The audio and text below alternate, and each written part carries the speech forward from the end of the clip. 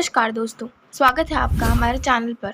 तो हमारी आज की कहानी है वैराग्य, मुंशी प्रेमचंद जी की कहानी। तो चलिए शुरू करते हैं। मुंशी शालीग्राम बनारस के पुराने रईस थे। जीवन वृत्ति वकालत थी और पैतृक संपत्ति भी अधिक थी। दशाश्वमेध घाट पर उनका वैभवान्वित गृह आकाश को स्पर्श करता था। उदार ऐसे कि 25-30 हजार की वार्षिक आय भी व्यय को पूरी न होती थी। साधु ब्राह्मणों के बड़े श्रद्धावान थे। वे जो कुछ कमाते वह स्वयं ब्रह्मभोज और साधुओं के भंडारे एवं सत्यकार में व्यय हो जाता।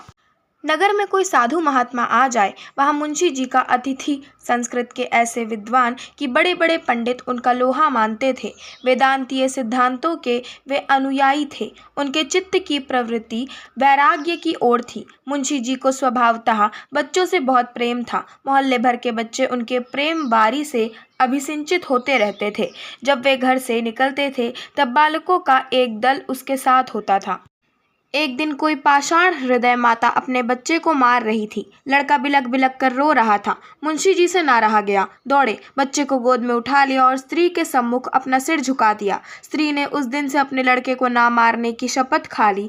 जो मनुष्य दूसरों के बालकों का ऐसा स्नेही हो, वह अपने बालक को कितना प्यार करेगा, सो अनुमान के बाहर है। जब से पुत्र पैदा हुआ, मुंशी जी संसार के सब कार्यों से अलग हो गए। कहीं वे लड़के को हिंडोल में झुला रहे हैं और प्रसन्न हो रहे हैं, कहीं वे उसे एक सुंदर सैरगाड़ी में बैठाकर स्वयं खींच रहे हैं। एक क्षण के लिए भी उसे अपने पास से दूर नहीं करते थे। वे बच्चे के स्नेह में अपने को भूल गए थे। सुआमा ने लड़के का नाम प्रतापचंद्र रखा था। जैसा नाम था वैसे ही उसमें गुण भी थे। वह अत्यंत प्रतिभाशाली और रूपवान था। जब वह बातें करता, सुनने वाले मुग्ध हो जाते। भव्य ललाट दमक दमक करता था। अंग ऐसे पुष्ट कि द्विगुण ढील वाले लड़कों को भी वह कुछ न समझता था। इस अल्प आयु ही में उसका मुखमंडल ऐसा दिव्य और ज्ञानमय था कि यदि वह अचानक किसी अपरिचित मनुष्य के सामने आकर खड़ा हो जाता तो वह विस्मय से ताकने लगता था। इस प्रकार हंसते खेलते 6 वर्ष व्यतीत हो गए। आनंद के दिन पवन की भांति सन्न से निकल जाते हैं और पता भी नहीं चलता। वे दुर्भाग्य के दिन और विपत्ति की रातें हैं जो काटे नहीं कटती। प्रताप को पैदा हुए अभी कितने दिन हुए, बधाई की मनोहारिणी ध्वनि कानों में गूंज रही थी कि 6ठी वर्षगांठ आ पहुंची। 6ठे वर्ष का अंत दुर्दिनों का श्री गणेश था। मुंशी शालीग्राम का सांसारिक संबंध केवल दिखावटी था। वह निष्काम और निस्संबंध जीवन व्यतीत करते थे। यद्यपि प्रकट वह सामान्य संसारी मनुष्यों की भांति संसार के क्लेशों से क्लेशित और सुखों से हर्षित दृष्टिगोचर होते थे, तथापि उनका मन सर्वथा उस महान और आनंदपूर्व शांति का सुख भोग करता था जिस पर दख के झोंकों और सुख की थपकियों का कोई प्रभाव नहीं पड़ता है। माघ का महीना था। प्रयाग में कुंभ का मेला लगा हुआ था। रेलगाड़ियों में यात्री रुई की भांति भर भर कर प्रयाग पहुंचाए जाते थे। 80-80 बरस के वृद्ध, जिनके लिए वर्षों से उठना कठिन हो रहा था, लंगड़ाते, लाठियां टेकते मंजिल तय करके प्रयागराज को जा रहे थे। बड़े बड़े साधु महात्मा, जिनके दर्शनों की इच्छा लोगों को हिमालय की अंधेरी गुफाओं में खींच ले जाती थी, उस समय गंगा जी की पवित्र तरंगों से गले मिलने के लिए आए हुए थे।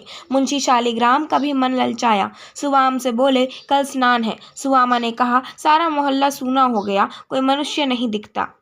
मुंशी ने कहा, तुम चलना स्वीकार नहीं करती, नहीं तो बड़ा आनंद होता। ऐसा मेला तुमने कभी नहीं देखा होगा। सुवामा ने कहा, ऐसे मेले से मेरा जी घबराता है। मुंशी ने कहा, मेरा जी तो नहीं मानता। जब से सुना कि स्वामी परमानंद जी आए हैं, तब से उनके दर्शन के लिए चित्त उद्विग्न हो रहा है। सुवामा पहले तो उनके जाने पर सहमत न हुई, पर जब देखा कि यह रोके न रुकेंगे, तब विवश होकर मान गई।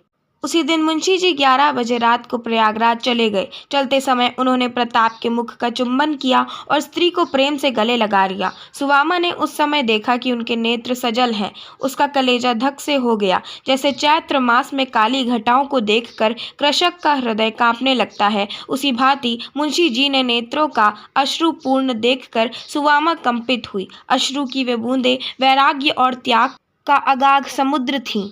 देखने में वे जैसे नन्हे जल के कण थी, पर थी वे कितनी गंभीर और विस्तीर्ण। उधर मुंशी जी घर के बाहर निकले और इधर सुवामा ने एक ठंडी श्वास ली। किसी ने उसके हृदय में यह कहा कि अब तुझे अपने पति के दर्शन ना होंगे। एक दिन बीता, 2 दिन बीते, चौथा दिन आया और रात हो गई, यहाँ तक कि पूरा सप्ताह बीत गया, पर मुंशी जी ना आए। तब तो सुवामा को आकुलता होने लगी। ताड़ दिए, आदमी दौड़ाए, पर कुछ पता न चला। दूसरा सप्ताह भी इसी प्रयत्न में समाप्त हो गया। मुंशी जी के लौटने की जी कुछ आशा शेष थी, वह सब मिट्टी में मिल गई। मुंशी जी का अदृश्य होना उनके कुटुंब मात्र के लिए ही नहीं, वरन सारे नगर के लिए एक शोकपूर्ण घटना थी। हाटों में, दुकानों पर, हथाइयों में, अर्थात चारों ओर यही वार्तालाप होता था। जो सुनता वही शोक करता, क्या धनी क्या निर्धन, यह शौक सबको था। उसके कारण चारों ओर उत्साह फैला रहता था। अब एक उदासी छा गई। जिन गलियों से वे बालकों का झुंड लेकर निकलते थे, वहां अब धूल उड़ रही थी। बच्चे बराबर उनके पास आने के लिए रोते और हट करते थे। उन बेचारों को यह सुध कहाँ थी कि अब प्रमोद सभा भंग हो गई है। उनकी माताएं आंचल से मुख ढांप ढांप कर रोती, मानो उनका सगा प्रेमी मर गया है। वैसे तो मुंशी जी के गुप्त हो जाने का रोना सभी रोते थे, परंतु सबसे गाढ़े आंसू उन आढ़तियों और महाजनों के नेत्रों से गिरते थे जिनके लेने देने का लेखा अभी नहीं हुआ था। उन्होंने 10-12 दिन जैसे जैसे कर करके काटे, पश्चात एक एक करके लेखा के पत्र दिखाने लगे। किसी ब्रहन भोज में 100 रुपए का घी आया है और मूल्य नहीं दिया गया। कहीं से 100-200 का मैदा आया हुआ है, बजाज का सहस्रों का लेखा है।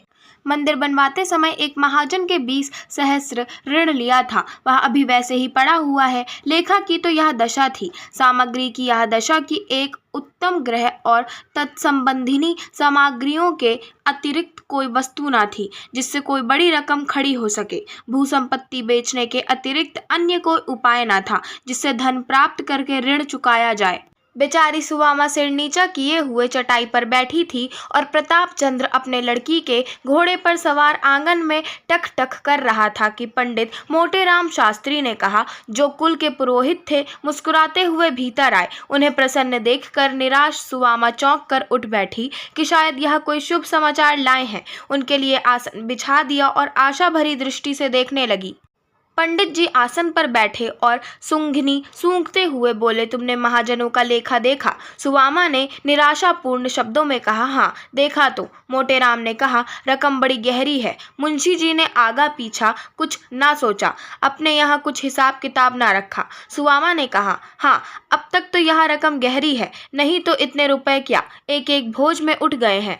मोटेराम ने कहा, सब दिन समान नहीं बीतते। सुवामा ने कहा, अब तो जो ईश्वर करेगा सो होगा, क्या कर सकती हूँ। मोटेराम ने कहा, हाँ ईश्वर की इच्छा तो मूल ही है, मगर तुमने भी कुछ सोचा है? सुवामा ने कहा, हाँ गांव बेच डालूंगी। मोटेराम ने कहा, राम राम, यह क्या कहती हो? भूमि बिक गई तो फिर बात क्या रह जाएगी?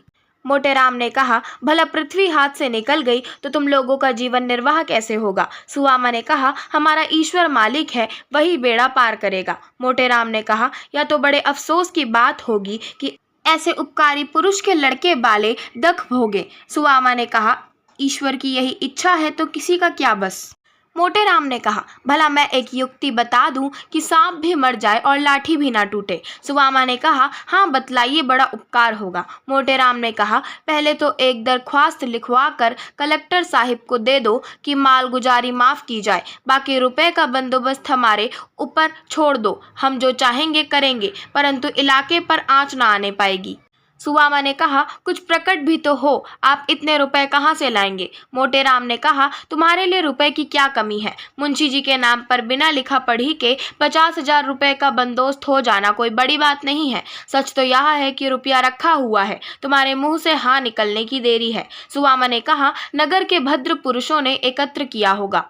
मोटेराम ने कहा, हाँ बात की बात में रुपया एकत्र हो गया, साहब का इशारा बहुत था। सुवामा ने कहा, कर मुक्ति के लिए प्रार्थना पन मुझसे ना लिखवाया जाएगा और ना मैं अपने स्वामी के नाम पर ऋण ही लेना चाहती हूँ। मैं सबका एक एक पैसा अपने गांवों ही से चुका दूंगी। यह कहकर सुवामा ने रुखाई से मुंह फेर लिया और उसके पीले तथा शोकान्वित बदन पर क्रोध सा झलकने लगा। मोटे राम ने देखा कि बात बिगड़ना चाहती है तो संभल कर बोले, अच्छा जैसे तुम्हारी इच्छा, इसमें कोई जबरदस्ती नहीं है, मगर यदि हमने तुमको किसी प्रकार का दुख उठाते देखा तो उस दिन प्रलय हो जाएगा, बस इतना समझ लो। सुदामा ने कहा, तो आप क्या चाहते हैं कि मैं अपने पति के नाम पर दूसरों की कृतज्ञता का भार रखूं? मैं इसी घर में जल मरूंगी, अनशन करते करते मर जाऊंगी, पर किसी की उपकृत न बनूंगी। मोटे राम ने कहा, छी छी, तुम्हारे ऊपर निहोरा कौन कर सकता है? कैसी बात मुख से निकालती है? ऋण लेने में कोई लाज नहीं है। कौन रईस है जिस पर 1,00,000 2 लाख का ऋण ना हो? सुदामा ने कहा, मुझे विश्वास नहीं होता कि इस ऋण में निहोरा है। मोटे राम ने कहा, सुदामा, तुम्हारी बुद्धि कहाँ गई? भला सब प्रकार के दुख उठा लोगी, पर क्या तुम्हें इस बालक पर दया नहीं आती? मोटे राम की यह चोट बहुत कड़ी लगी। सुदामा सजल नयना हो गई। उसने पुत्र की ओर करुणा भरी दृष्टि से देखा। इस बच्चे के लिए मैंने कौन कौन सी तपस्या नहीं की, क्या उसके भाग्य में दुख ही बदा है? जो अमोला अलवायु के प्रखर झोंकों से बचाता जाता था, जिस पर सूर्य की प्रचंड किरणें ना पड़ने पाती थीं, जो स्नेह सुधा से अभिसिंचित रहता था, क्या वह आज इस जलती हुई धूप और इस आग की लपट में मुरझाएगा? सुदामा कई मिनट तक इसी चिंता में बैठी रही। मोटे राम मन ही मन प्रसन्न हो रहे थे कि अब सफलीभूत होगा। इतने में सुदामा ने सिर उठाकर कहा, जिसके पिता ने लाखों को जिलाया खिलाया, वह दूसरों का आश्रित नहीं बन सकता। यदि पिता का धर्म उसका सहायक होगा तो स्वयं 10 को खिलाकर खाएगा। लड़के को बुलाते हुए, बेटा तनिक यहाँ आओ, कल से तुम्हारी मिठाई, दूध, घी सब बंद हो जाएंगे, रोगे तो नहीं? यह कहकर उसने बेटे को प्यार से बैठा लिया और उसके गुलाबी गालों का पसीना पोंछकर चुंबन कर लिया। प्रताप ने कहा, क्या कहा? कल से मिठाई बंद होगी? क्यों, क्या हलवाई की दुकान पर मिठाई नहीं है? सुदामा ने कहा, मिठाई तो है, पर उसका रुपया कौन देगा? प्रताप ने कहा, हम बड़े होंगे तो उसको बहुत सा रुपया देंगे। चल टक टक, देख माँ कैसा तेज घोड़ा है।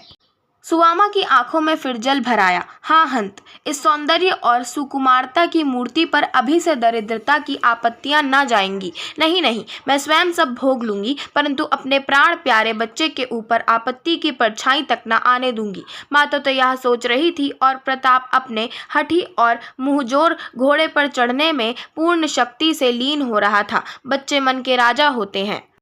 अभिप्राय यह कि मोटे राम ने बहुत जाल फैलाया, विविध प्रकार का वाक चातुर्य दिखलाया, परंतु सुदामा ने एक बार नहीं करके हाँ ना की। उसकी इस आत्मरक्षा का समाचार जिसने सुना, धन्य धन्य कहा। लोगों के मन में उसकी प्रतिष्ठा दूनी हो गई। उसने वही किया जो ऐसे संतोषपूर्ण और उदार हृदय मनुष्य की स्त्री को करना उचित था। इसके 15वें दिन इलाका नीलामा पर चढ़ा। 50 सहस्त्र रुपये प्राप्त हुए। कुल ऋण चुका दिया गया। घर का अनावश्यक सामान बेच दिया गया। मकान में भी सुदामा ने भीतर से ऊंची ऊंची दीवारें खिंचवाकर 2 अलग अलग खंड कर दिए। एक में आप रहने लगी और दूसरा भाड़े पर उठा दिया। आशा करती हूँ आपको हमारी आज की कहानी वैराग्य पसंद आई होगी। अगर आपको हमारी आज की कहानी पसंद आई हो तो हमारे चैनल को सब्सक्राइब करें, वीडियो को लाइक करें और बेल आइकन दबाना ना भूलें। धन्यवाद।